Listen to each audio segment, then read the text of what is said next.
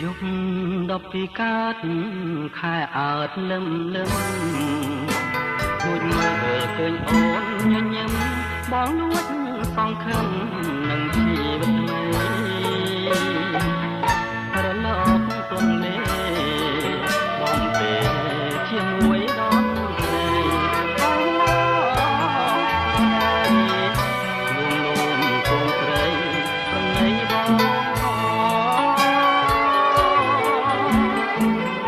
ដៃស្ដាំក្រសោបអោបចង់កែងអូន